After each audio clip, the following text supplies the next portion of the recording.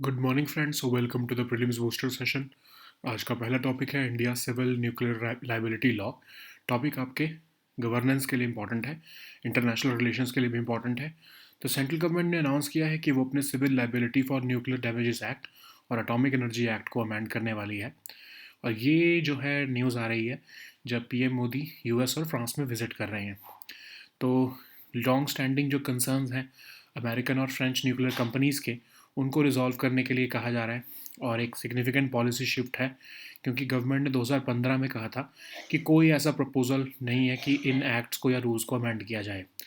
अब ये अमेंडमेंट जो हैं, ये implementation of major nuclear power projects जो हैं इंडिया में, जैसे जो जैतापुर का फ्रांस का प्रोजेक्ट है, और वेस्टिंग हाउस इलेक्ट्रिक कंपनी जो यूएस की है, उसका आंध्र प्रदेश का कुबाड़ा का प्रोजेक्ट है, उसको जो है वो एक तरह से इम्प्लीमेंटेशन अब हो पाएगा।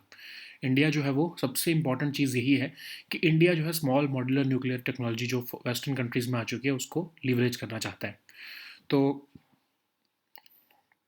वेस्टर्न न्यूक्लियर पावर जो फर्म्स थी वो इंडिया में इन्वेस्ट नहीं करती थी, क्योंकि जो CLNDA जो ये एक्ट था, इसके अंदर स्ट्रिक्ट लाइबिलिटी क्लॉजेस थे और एक higher degree of responsibility suppliers पर जो है वो रखी जाती है इसमें। जबकि जो इंटरनेशनल कन्वेंशन है वो कहता है कि जो प्राइमरीली जो रिस्पॉन्सिबिलिटी है वो ऑपरेटर्स की होती है। जो करंट लॉ है वो 2012 में बहुत सारी डिस्कशंस के बाद, जिसमें कि एनडीए गवर्नमेंट खुद, एनडीए जो पार्टीज़ थी वो खुद सप्लायर की लाइबिलिटी पे इंसिस्ट करती थी, वो तब लाया गया था। क्योंकि जब भोपाल गैस ट्रेजेडी और फुकुशिमा न्यूक्लियर लीक जो है उसके बाद सिविल न्यूक्लियर एनर्जी बहुत बदनाम हो चुकी थी। तो उसकी वजह से क्या हुआ कि ये जब एक्ट आया इसके बाद यूएस और फ्रेंच फार्म से जो इन्वेस्टमेंट आनी थी वो आई नहीं। इंडिया का जो करंट न्यूक्लियर पावर कैपेसिटी है वो 6780 मेगावाट की है, जिसमें कि रशिया सिर्फ अकेला फॉरेन ऑपरेटर है इंडिया में।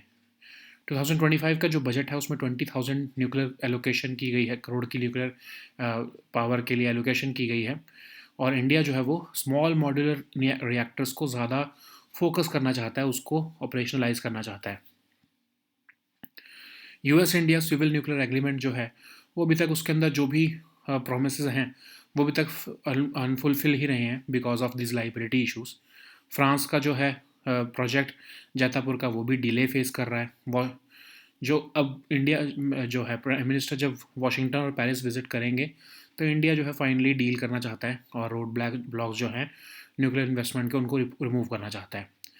जो फॉरेन कंपनीज़ हैं ओरिजिनल एक्ट क्या कहते हैं 2010 का, कि उनको लाइबिलिटी से एग्जेम्पशन नहीं होनी चाहिए अगर कोई न्यूक्लियर एक्सीडेंट होता है तो अगर हम कोई भी अमेंडमेंट करते हैं जिसमें कि ये सप्लायर की लाइबिलिटी को वीक किया जाता है, तो अपोजिशन पार्टीज़ और सिविल सोसाइटी ग्रुप्स उसको अपोज करेंगे ऑफ कोर्स। एक्सपर्ट्स का लेकिन कहना है कि CLNDA जो है उसको ग्लोबल न्यूक्लियर लाइबिलिटी स्टैंडर्ड्स के साथ अलाइन करना ज़रूरी है, क्योंकि जो है अदरवाइज़ हमारी कंट्री में इन्वेस्टमेंट्स नहीं आएंगी। लेकिन ये भी देखना ज़रूरी है कि कैसे ये अमेंडमेंट्स जो हम करेंगे वो स्ट्रक्चर कैसी होंगी। तो 2019 में भी इस को फैसिलिटेट करने के लिए गवर्नमेंट ने 1500 करोड़ का इंश्योरेंस पूल जो है बनाया था कि न्यूक्लियर डैमेजेस को कवर किया जा सके, लेकिन कोई इसमें मेजर इन्वेस्टर ने इन्वेस्ट नहीं किया। इंटरनेशनल कंपनीज और इंडियन ऑपरेटर्स जो है जब तक वो कॉन्फिडेंट नहीं फील करेंगे तब तक इन्वेस्टमेंट आएगी नहीं, ठीक है। तो CLNDA जो है उसको अमेंड किया गया अगर, तो वेस्टिंग हाउस का जो आंध्र प्रदेश का जो प्रोजेक्ट है AP-1006 रिएक्टर्स हैं, और जो फ्रेंच कंपनी EDF का जैतापुर प्लांट है वो हो सकता है फिर उसके बाद चल पड़े, ठीक है। तो अगर इंडिया जो है वो स्मॉल मॉड्यूलर रिएक्टर्स भी चाहता है टेक्नोलॉजी इंटरनेशनल ट्रेंड्स के हिसाब से, तो जिस उसकी वजह से फिर जो है कंट्रीज़ इन्वेस्ट कर पाएंगी modular cost effective nuclear technologies में इंडिया में। यूएस जो है वो अपनी एनर्जी एक्सपोर्ट्स को भी इंक्रीज़ करना चाहता है, including nuclear technology as part of trade and strategic policies. France एक ग्लोबल लीडर बन रहा है न्यूक्लियर पावर में, तो इंडिया एक उसके लिए की मार्केट है एडवांस रिएक्टर टेक्नोलॉजी के लिए। बोथ कंट्रीज़ जो है वो जो है न्यूक्लियर लाइबिलिटी कंसर्न्स को भी एड्रेस करना चाहती हैं, ताकि जो डिप्लोमेटिक टाइज़ है और इकोनॉमिक टाइज़ हैं इंडिया के साथ उनको एक्सप्लोर किया जा सके, डीपन किया जा सके। तो इस मूव से सिग्निफिकेंटली इंडिया की न्यूक्लियर कैपेसिटी बूस्ट हो सकती है, लेकिन इंटरनेशनल ऑब्लिगेशंस को डोमेस्टिक पॉलिटिकल कंसिडरेशन के साथ बैलेंस करना भी ज़रूरी है। ओके, नेक्स्ट हम टॉपिक देखते हैं budget allocation for urban development. Topic आपके गवर्नेंस और इकोनॉमी दोनों के लिए इम्पोर्टेंट है। तो 2015 में गवर्नमेंट ने जो है अर्बन डेवलपमेंट को प्रायोरिटाइज करते हुए बहुत से प्रोजेक्ट्स चलाए, जिसमें कि ये भी रिकग्नाइज़ किया गया कि जो सिटीज़ होती हैं वो 67% कॉन्ट्रीब्यूशन करती हैं जीडीपी में। लेकिन अब जो धीरे धीरे बजट है उसका अर्बन डेवलपमेंट पर फोकस कम होता जा रहा है। अगर हम इस रिसेंट ईयर की बात करें, वैसे तो बजटरी एलोकेशन अर्बन इंडिया के लिए 96,000 करोड़ के आसपास किया गया है, लेकिन अगर हम इन्फ्लेशन एडजस्ट करें तो लास्ट ईयर के मुकाबले कोई ज़्यादा जो है वो एलोकेशन नहीं की गई है, बल्कि इन एलोकेशन डिक्लाइन ही हुई है। रिवाइज्ड एस्टिमेट्स जो है वो इंडिकेट कर रहे हैं कि 63,000 के आसपास ही स्पेंड किए गए मार्च तक, जो कि एक लगभग 23% का शॉर्टफॉल था। फंड्स जो हैं वो मिसअलाइन भी किए गए हैं अर्बन इंफ्रास्ट्रक्चर नीड्स के ऊपर, जब जिसमें कि कैपिटल इंटेंसिव प्रोजेक्ट्स को प्रायोरिटाइज किया जा रहा है, जबकि एम्प्लॉयमेंट और सस्टेनेबल डेवलपमेंट को प्रायोरिटाइज नहीं किया जा रहा है। जो 3 तरह से हम पैसा जो है अर्बन इंडिया में इन्वेस्ट करते हैं या ट्रांसफ़र करती है सेंट्रल गवर्नमेंट। एक तो होता है डायरेक्ट ट्रांसफ़र करती है अर्बन लोकल बॉडीज़ को, फिर सेंट्रली स्पॉन्सर्ड स्कीम्स होती हैं कुछ, और सेंट्रल सेक्टर स्कीम्स। तो जो अर्बन लोकल बॉडीज़ को ट्रांसफ़र किया जाता है उसमें रिडक्शन देखने को मिला है, ठीक है। और इवन जो सेंट्रली स्पॉन्सर्ड स्कीम्स हैं, जैसे प्रधानमंत्री आवास योजना अर्बन, उसमें 30% का बजटरी कट है। अमृत और स्मार्ट मिशन सिटीज़ मिशन में की एलोकेशंस भी डिक्रीज़ हुई हैं। स्वच्छ भारत मिशन जो है उसकी सेम ही एलोकेशन रही है, लेकिन पैसा जो स्पेंड किया जाता है वो कम रहता है। इवन मेट्रो प्रोजेक्ट्स को प्रायोरिटाइज किया जा रहा है ओवर ब्रॉडर अर्बन मोबिलिटी, ठीक है। तो इससे इंक्लूसिविटी के कंसर्न्स रेज होते हैं। तो एक 10,000 करोड़ का फंड अनाउंस किया जा रहा है अर्बन रीडेवलपमेंट के लिए। टारगेट रखा गया 1 लाख करोड़ का, कि 50% जो है इन्वेस्टमेंट प्राइवेट इन्वेस्टमेंट्स पे आएगी। और प्राइवेट फंडिंग के ऊपर जो इतनी ज़्यादा इन्वेस्टमेंट के ऊपर जो रिलायंस रखी जा रही है वो अनरियलिस्टिक है, क्योंकि पहले भी देखा गया है स्मार्ट सिटीज़ मिशन में कोई खास जो है वो पार्टिसिपेशन नहीं हुई है प्राइवेट सेक्टर की। तो बजट प्रायोरिटाइज कर रहा है लार्ज इंफ्रास्ट्रक्चर को ओवर एम्प्लॉयमेंट और सस्टेनेबिलिटी। तो इसको जो है वो करेक्ट करने की ज़रूरत है। ओके, नेक्स्ट हम टॉपिक देखते हैं bifurcation of railway zones. Topic economy के लिए इंपॉर्टेंट है।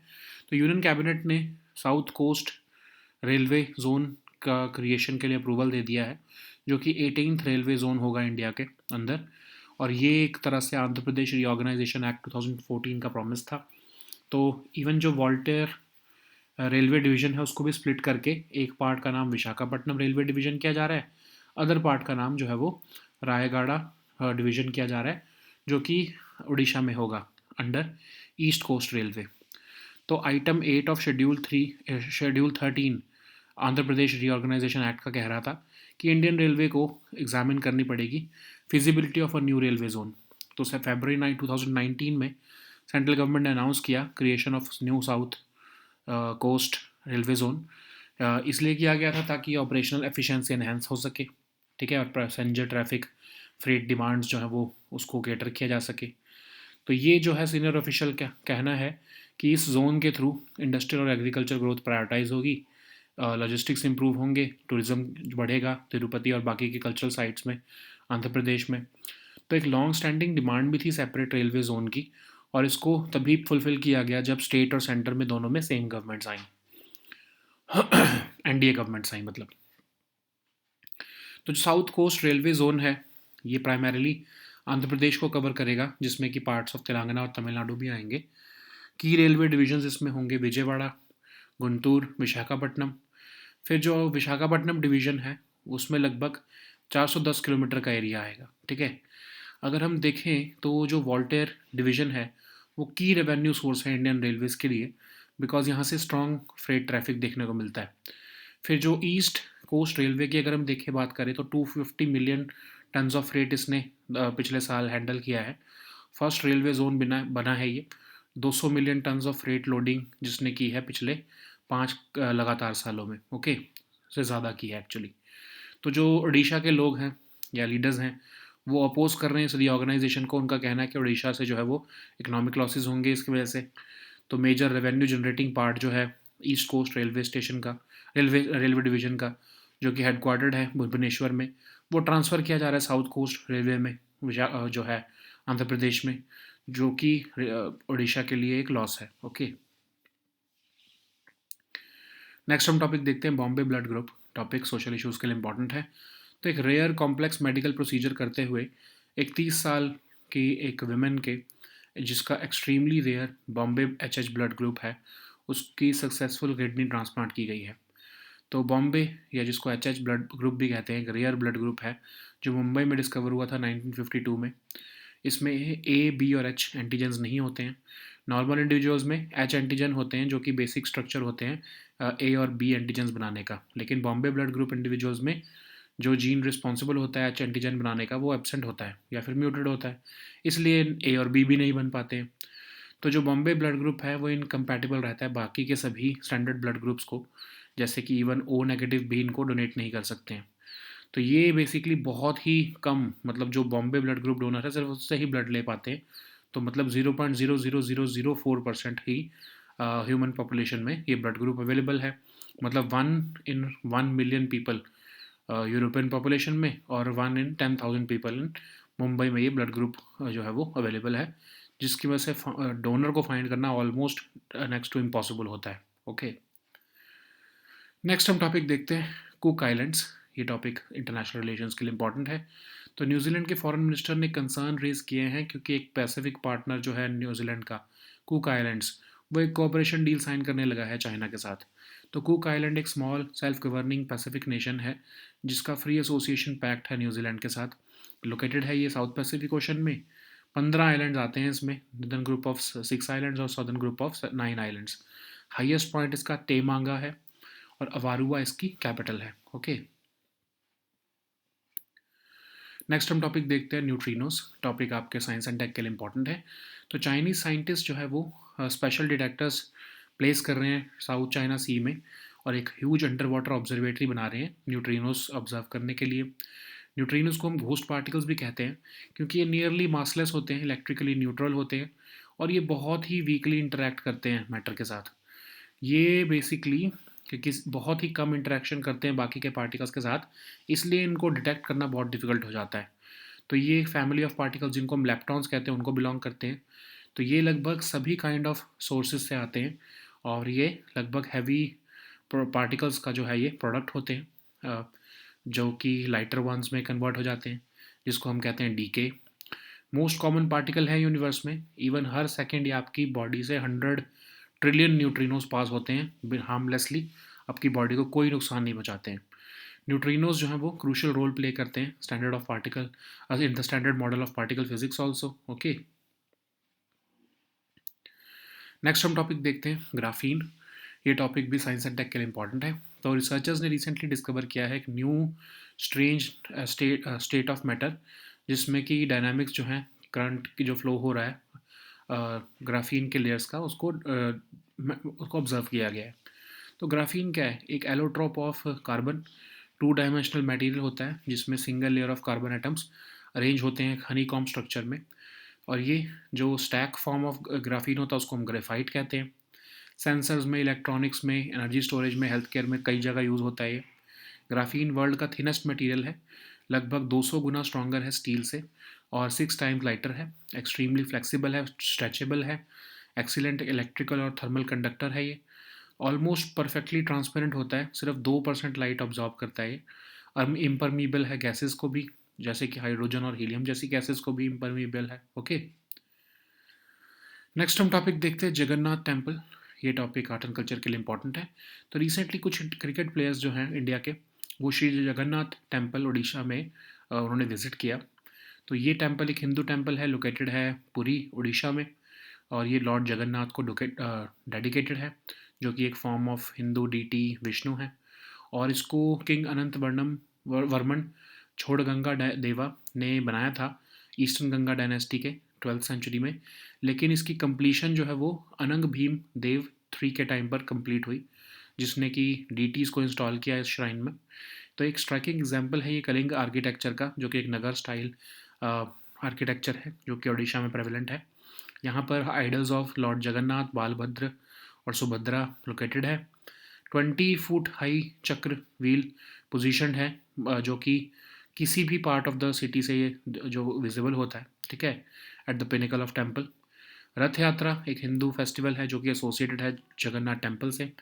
One of the 4 sacred pilgrimage sites है ये, जिनको हम चार धाम कहते हैं, और ये यूनेस्को वर्ल्ड हेरिटेज साइट है। Okay, so now let us see all these topics in English.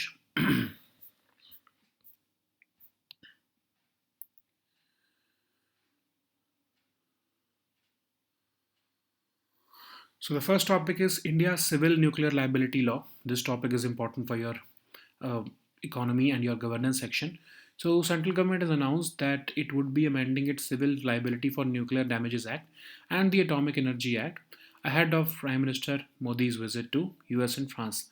So government has announced that it has plans to amend this CLNDA and Atomic Energy Act so as to resolve the long-standing concerns of American and French nuclear power companies. So this would be a significant policy shift from government's 2015 stance, in which it said that there is no proposal to amend the act or rules. Now the amendments would facilitate the implementation of major nuclear projects like the French EDF's project to build 6 nuclear reactors in Maharashtra, Jatapur, then Westinghouse Electric Company, based in US, also had the plan to build 6 AP-1000 reactors in Andhra Pradesh, Kubara. So India plans to also leverage the small modular reactor technology, which is gaining traction in developed economies. So Western nuclear power firms have hesitated to invest in India due to strict liability clauses in the CLNDA 2010, which places a higher degree of responsibility on suppliers for nuclear accidents. So this contrasts with the International Convention on Supplementary Compensation for Nuclear Damage, in which the responsibility is primarily upon the operators. Okay, the current law, the CLNDA, was introduced after intense parliamentary debates in 2012, in which the opposition parties, then led by the NDA parties, insisted on supplier liability because we saw the experiences of Bhopal gas tragedy and Fukushima nuclear leak in 2011. So this discouraged investments from US and French firms, which who saw India's liability norms as a major financial risk. So, if we look at the current status, then India's current nuclear power capacity stands at 6780 megawatt, comprising of 22 reactors, with Russia's Rosatom being the only foreign operator in the country. The 2025 budget has proposed a 20,000 crore allocation for nuclear energy development, and we have an ambitious target of 100 gigawatt of nuclear power capacity by 2047. But the major thing is that India is planning to leverage the small modular reactors technology, with 5 units being planned for operationalization by 2033. The US India Civil Nuclear Agreement, which was signed in 2008, remained largely unfulfilled due to its liability issues, and France EDF has also faced years of delay in executing the Jatapur project. Modi's visit to Washington and Paris also seeks to finalize deals and remove the roadblocks for nuclear investments. So foreign companies, as per the original CLNDA of 2010, foreign companies should not be exempt from liability in case of nuclear accidents, and any amendments that weaken this supplier liability will face resistance from opposition parties and civil society groups.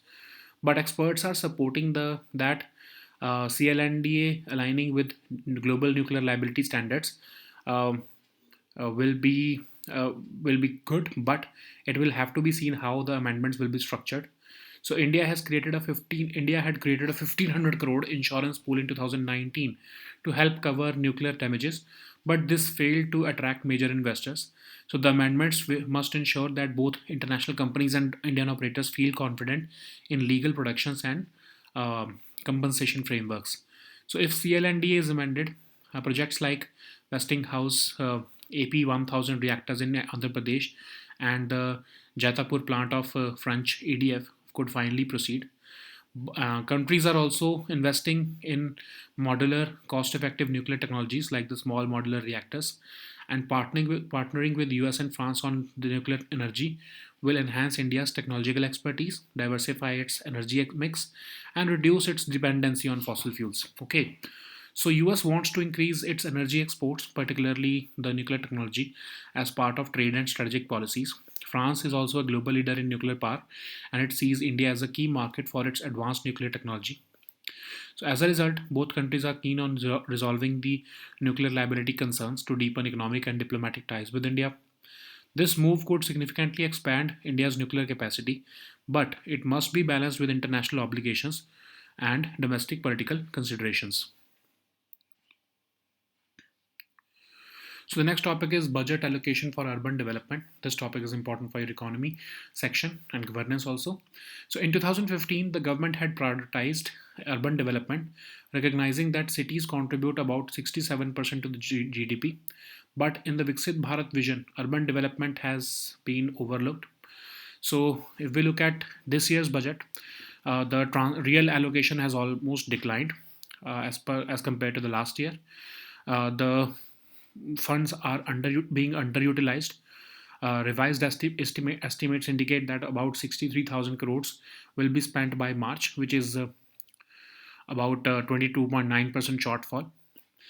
Despite increased outlays, funds are being misaligned with urban infrastructure needs, and priority is being given to capital intensive projects over projects which are important for employment and sustainable development. So even the urban transfers to or even the transfer to urban India is seeing a decline. So generally the government transfers funds to directly to the urban local bodies or through centrally sponsored schemes and central sector schemes, and but there has been a reduction in direct transfers to urban local bodies. uh, if we look at even the centrally sponsored schemes like the Pradhan Mantri Awas Yojana, 30% budget cut has been made compared to last year. Amrit and Smart Cities Mission has also seen decreased allocations. Swachh Bharat Mission also, urban has retained 5,000 crore rupees, same allocation, but it is going to be the spent amount is about 50%, 56% less. And instead, government is prioritizing metro rail projects over broader urban mobility, which raises concerns about inclusivity. So a new 10,000 crore fund has been announced for urban redevelopment. Target has been set at 1 lakh crore, and it is being expected that 50% would come from private investments. But in reality, we all know that reliance on private funding is unrealistic given how low participation was seen in smart cities mission. So the budget is prioritizing large infrastructure over employment and sustainability projects, which needs to be corrected. Okay. So the next topic is bifurcation of railway zones. This topic is important for your economy section. So Union Cabinet has approved the creation of South Coast Railway Zone, the 18th railway zone of India under the Andhra Pradesh Reorganization Act of 2014. And even the Voltaire Railway Division will be split, with one part renamed as Vishakhapatnam Railway Division and the other one will become a new division based in Rayagada, Odisha under the East Coast Railway. So, as per item 8 of Schedule 13 of Andhra Pradesh Reorganization Act, Indian Railway was required to examine the feasibility of a new railway zone. In February 2019, the central government announced the creation of South Coast Railway Zone. It was done to enhance the operational efficiency and cater to increasing passenger and freight demands. So, according to senior railway officials, this new zone will support industrial and agricultural growth, improve logistics for major ports like Vishakhapatnam and Krishnapatnam, and boost tourism to Tirupati and other cultural sites in Andhra Pradesh. Okay. So, despite a long standing demand for a separate railway zone after Andhra Pradesh's bifurcation, it was fulfilled only after political alignment between the state and the center. Okay. So, with respect to the South Coast Railway Zone, this will primarily cover Andhra Pradesh along with parts of Telangana and Tamil Nadu. It will have Vijayawada, Guntur, and Vishakhapatnam divisions, and the Vishakhapatnam division will cover approximately 410 kilometers. Okay, the remaining part of the Voltaire division, which is about 680 kilometers, will be reorganized as a new division with headquarters at Rayagada. Okay. So, Voltaire division is a key revenue source for Indian Railways due to its strong freight and freight traffic, primarily linked to the mining and steel industries of Odisha and Chhattisgarh. So the freight performance of East Coast Railway has been phenomenal, which has set a record of loading to 50 million tons of freight last year, and it has become the first railway zone to exceed 200 million tons of freight loading for 5 consecutive years. So that's why the leaders from Odisha are opposing this reorganization, arguing that Odisha will suffer economic losses because this major revenue generating part of East Coast Railway Division is headquartered in Bhubaneswar, and now it is being transferred to the South Coast Railways Division. Okay. So the next topic is Bombay blood group. This topic is important for your social issues. So in a rare complex medical procedure, a 30-year-old woman with extremely rare Bombay blood group underwent a successful kidney transplant in India. So Bombay blood group is also known as the HH blood group, and it is a rare blood group which was first discovered in Mumbai in 1952. This blood group lacks A, B, and H antigens. So, in normal individuals, H antigen serves as the basic structure for building A and B antigens. But in Bombay blood group people, the gene responsible for producing the H antigen is mutated or absent. So, neither the A or B antigens can be formed. So, that's why people with Bombay blood group are incompatible with all standard blood groups types, including O negative. So, they can receive blood group from another Bombay blood group donor only, which means that there is only 1 in 1 million people in European continent, and 1 in 10,000 people in Mumbai who are having this blood group. Okay. So the next topic is Cook Islands. This topic is important for international relations. So recently, the New Zealand's foreign minister has voiced significant concerns as close Pacific partner, the Cook Islands, has prepared to sign a cooperation deal with China. So Cook Islands is a small self-governing Pacific nation which has a free association pact with New Zealand, and it is located in the South Pacific Ocean. It consists of 15 islands which are divided into a northern group of 6 islands and a southern group of 9 islands. The highest point here is Taimanga, and the capital city is Avarua. So the next topic is neutrinos. This topic is important for your science and tech section. So Chinese scientists have recently placed special detectors in South China Sea to explore the possibility of building a huge underwater observatory to find neutrinos. Neutrinos are called the ghost particles. They are nearly massless, electrically neutral, subatomic particles which interact extremely weakly with matter. They do not interact very often with other particles, which makes its detection very difficult. They were first predicted in 1930, but uh, they were not discovered until 1956. Okay, they belong to the family of particles called leptons, and they are not subject to the strong force. Neutrinos come from all kind of different sources, and they are often the product of heavy particles turning into lighter ones, which is a process called decay. They are most common particles in the universe, and approximately 100 trillion neutrinos pass completely harmless through your body every second. Neutrinos play crucial roles in the standard model of particle physics, in stellar physics, and black holes, and even in cosmology and the nature of the Big Bang. Okay. So the next topic is graphene. This topic is important for your science and tech section. So researchers have recently discovered a strange new state of matter in the dynamics of currents flowing through the layers of graphene. So graphene is an allotrope of carbon, which is uh, along with, of course, diamond and graphite. It has a two-dimensional structure or material consisting of a single layer of carbon atoms arranged in a honeycomb structure. The stacked form of graphene is called graphite. So graphene was first isolated in 2004, and it is having various commercial applications like it is used in sensors, electronics, for energy storage and healthcare. Graphene is the world's thinnest material, and it is 200 times stronger than steel but 6 times lighter. It is extremely flexible and stretchable. It is an excellent electrical and thermal conductor. It is almost perfectly transparent because it absorbs only 2% of the light. It is impermeable to gases, even those as light as hydrogen or helium. Okay. So the next topic is Sri Jagannath Temple. This topic is important for our art and culture section. So three Indian cricket team players visited the Sri Jagannath Temple in Puri, Odisha recently. So this temple is a Hindu temple located in Puri, that is in Odisha. It is dedicated to Lord Jagannath, which is a form of Hindu deity Vishnu, and it is believed to have been built during the reign of King Anantvarman, King Anantvarman Chodaganga Deva of Eastern Ganga dynasty in 12th century.